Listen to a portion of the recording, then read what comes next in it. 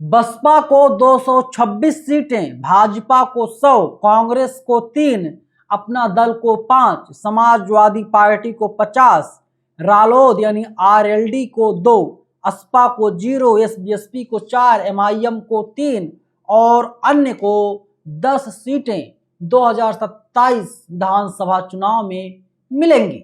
ऐसा दावा जो खैर सीट है अलीगढ़ की, वहां के जो प्रभारी हैं विधानसभा के जीवन चौधरी, उन्होंने ये दावा किया है। उन्होंने बकायदा एक पोस्टर सोशल मीडिया पर शेयर किया है, जीवन चौधरी नाम है, और कह रहे हैं कि बहन जी इस बार उत्तर प्रदेश की मुख्यमंत्री बनने जा रही हैं। और जब से उन्होंने इस पोस्टर को शेयर किया है तब से ये बात कही जा रही है कि इनके पास ये डेटा आखिर आया कहां से। लेकिन इतना जरूर है कि जो लोग बहुजन समाज पार्टी की मुखिया मायावती जी को जिंदा देवी मानते हैं, उन लोगों का कहना है कि 226 नहीं, बहुजन समाज पार्टी 300 350 पार भी इस बार कर सकती है।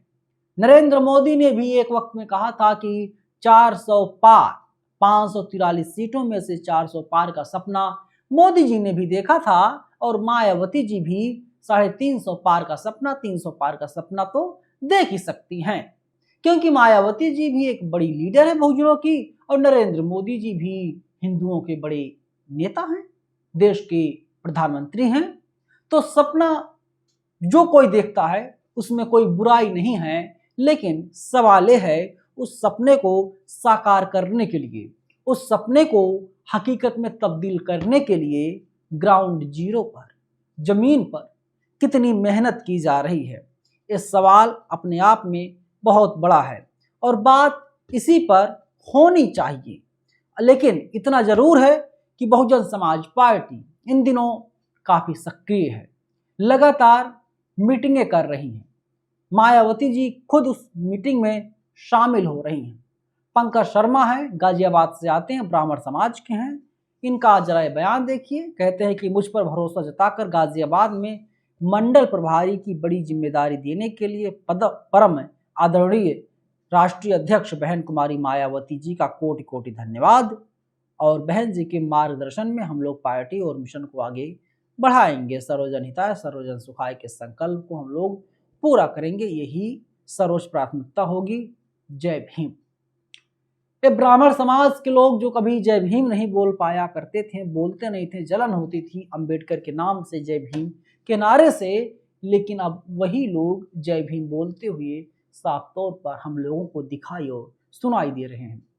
इसके पीछे वजह यही है कि सत्ता, हमारे बहुजन महापुरुषों ने कहा कि सत्ता की चाबी जो है वही मास्टर चाबी होती है, और मास्टर चाबी से हर एक बंद दरवाजे के ताले को बड़े ही आसानी के साथ खोला जा सकता है, और यहाँ पर वही किया जा रहा है। अब आप बताइए कि बसपा 226 सीटों पर जीत दर्ज कर पाएगी या नहीं, लेकिन बिना किसी पोल के ऐसे हवा में तीर चलाना ये भी ठीक नहीं होता। तमाम बसपाई नाराज होंगे, लेकिन मैं तो पेशे से पत्रकार हूँ और मैं चाहता हूँ कि कम से कम फैक्ट पर बातचीत किया जाए। मैं कोई अंजना ओम की तरह कोई झूठा तो हूँ नहीं, कोई मैं फ्रॉड तो करता नहीं हूँ कि मैं एक खबर चला दूँ कि बसपा पूरी तरीके से अब सरकार में आ रही है, 403 सीटों पर जीत दर्ज कर रही है। कुल सीटें 403 हैं ही उत्तर प्रदेश में। अंजना ओम कश्यप ने क्या कहा है, ईरान के लोग अब ईएमआई पर रोटी खा रहे हैं, ब्रेड खा रहे हैं। तो उनका क्या कहने का मतलब था, आप समझ गए कि ईरान के लोगों को दिखाना है। लेकिन वहीं जो दूतावास है उन लोगों ने कहा कि अंजना ओम कश्यप, भारतीय मीडिया फर्जी खबर चला रही है इस देश में और ठीक नहीं है।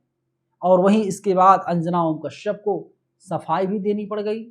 अंजना ओम कश्यप की पूरी दुनिया में थू थू हो रही है, और अब लोग बोल रहे हैं सबसे ज़्यादा फेक न्यूज़ फैलाने वाली गोदी मीडिया की एंकर अंजना ओम कश्यप बन गई है। तो मैं तो वैसा हूँ नहीं, इसलिए मैं तो फर्जी खबर फैलाता नहीं हूँ, जो सच है मैं उसी को बताता हूँ बिना लाग लपेट के। मुसलमानों को लगातार हैरेस किया जा रहा, मुसलमानों को लगातार परेशान किया जा रहा, मुसलमानों को लगातार मारा जा रहा है। लखीमपुर खीरी से खबर सामने आई कि लखीमपुर खीरी में देखा गया कि किस प्रकार से एक मुस्लिम बुजुर्ग फेरी वाले को रोका गया जबरदस्ती, और जबरदस्ती उससे JSR की नारे बुलवाए गए, जय श्री राम के नारे बुलवाए गए। पुलिस कह रही है कि हम पूरे मामले की जांच जुट गए हैं, हम लोग कानूनी कार्रवाई कर रहे हैं, आगे जो कुछ होगा हम आप लोगों को बताएंगे।